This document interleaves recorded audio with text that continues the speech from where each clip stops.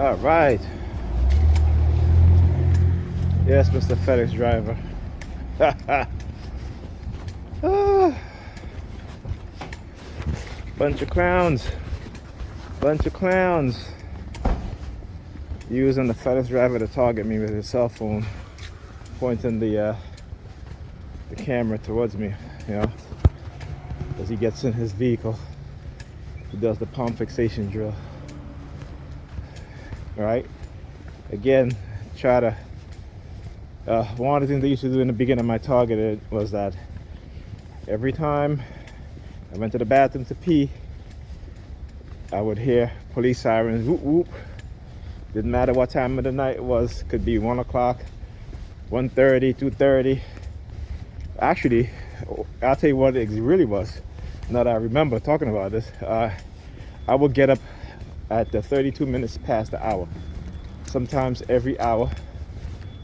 All right. Sometimes every 2 or 3 hours. So I get up at 1:32. As soon as I get up, look at the cable box, look at the time. 1:32. I hear whoop whoop all throughout the night. Then I go to the bathroom to take a pee. It'll be in the night or during the day. I hear whoop whoop. All right. So they try to put into my idea, they try to put the idea in my head that I'm being monitored, and you know, at that point in time, you're totally confused, you're dazed and confused, you know, because again, you've been drugged, your mind is not thinking in a rational way, and so she's looking at the window. They'll use the Spanish chicks, I tell you, using them a lot. That's okay. I love Spanish women, especially those that know that, you know, that they have African within them, right? So yeah, see, they'll use certain groups at a time to try to get you to hate certain groups at a time, but understand this, that not everybody within those groups participate in your targeting. Okay, might be the majority, but not everybody. So you can do a wide brush, but you just can't say everyone. All right. So anyway, as I was saying, so they wanted me to believe that I had a camera in my nose and all this bullshit. But what it is that you've been implanted. That's what it is. It's not about having a camera in your nose, it's about having a microchip implanted in your brain. One that they have been working on since the 1960s. Okay. And by the late 1990s, early 2000s, they had already created nano-sized microchips. Okay, so right now, you look at the computer industry, you know, they're at 7 nanometer, which has been in mass production for the past few years, and you have 6 nanometer, and they also have a refreshed 7 nanometer. They are down to 5.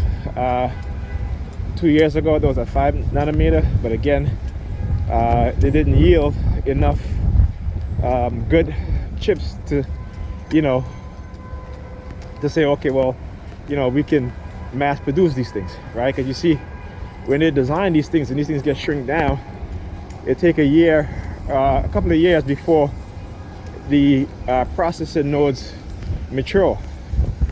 And I'm speaking a lot of technical jargon here, but that's the only way I can explain it, you know what I'm saying? So anyway, so now they are done, I think 4 nanometers now, which is they're moving into mass production. So within the next year or two, 4 nanometers, the yield would have been mature enough to where, when I say mature enough, meaning that the process, right, to where now the efficiency, where the chips are much more efficient. Okay, and they talk about energy efficient, right? So they won't need a lot of power to ooh, there's ice on the ground here. You know, they don't need a lot of power, a lot of wattage to run these things. I mean, you look at laptops, look at the cell phone. Our cell phone runs on a very tiny processor that has an integrated GPU, right? That's a graphical use it. So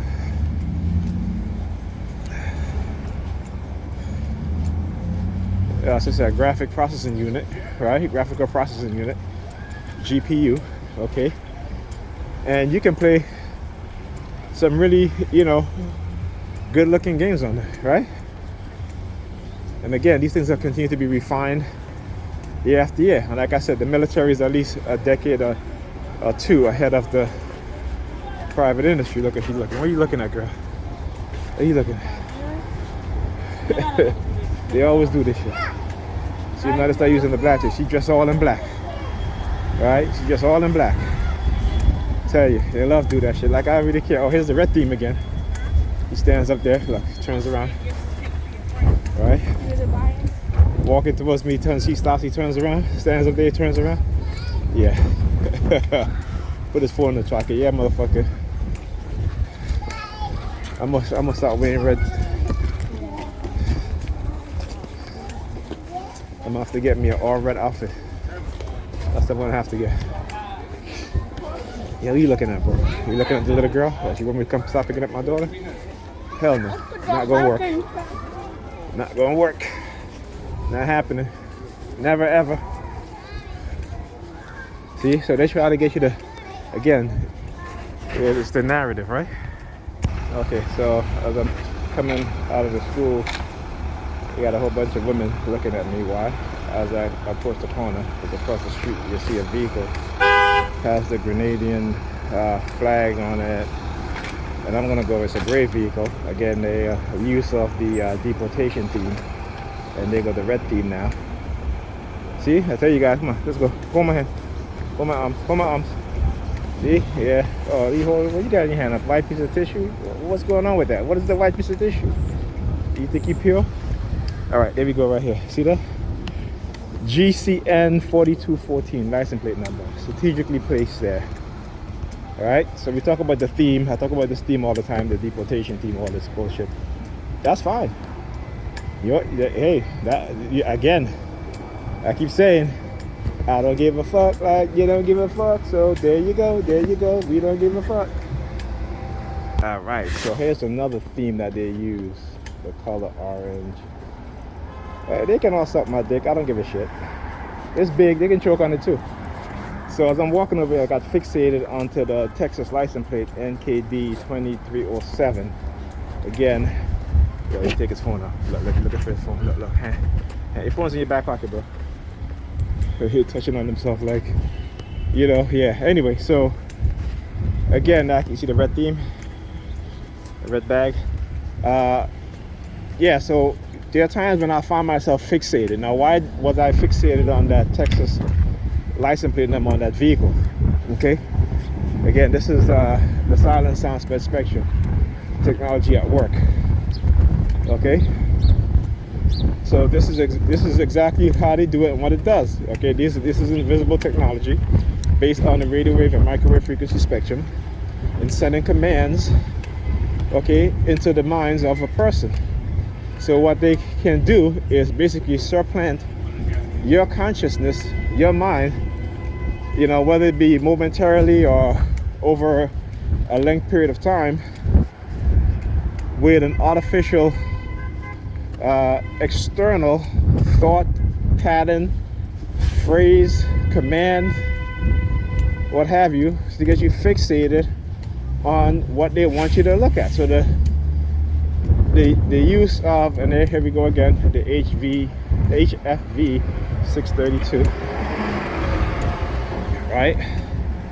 So normally when I'm when I'm walking, I tend not to be fixated on license plate, except for when a particular license plate is being used, right? So like I said, so recently, as I had stated, license plate with the first three letters beginning with KLL, right? Whenever they're targeting you a lot, and through the feedback of the microchip, they can tell your emotions. So if you're angry or what have you, just remember too that they can change people's emotions over a wide area, right, using these frequencies. Okay, each of our emotions operates on the same frequency, the same bioelectrical frequency signal, and they have been able to record that and broadcast it on a wide area in which they can affect people's emotions.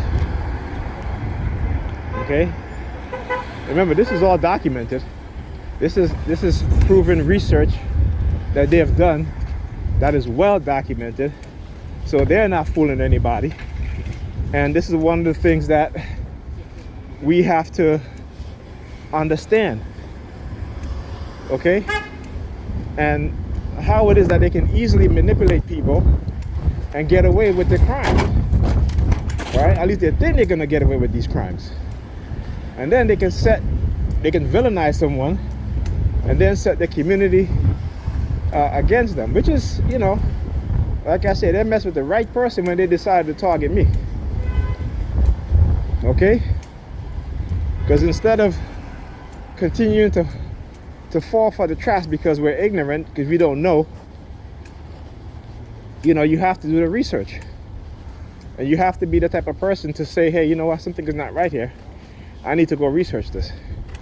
You know, this is what people are telling me, but you know, I gotta go research this. This is what I believe that they're telling the public about me, but then they're sending me subliminal message that is something totally different.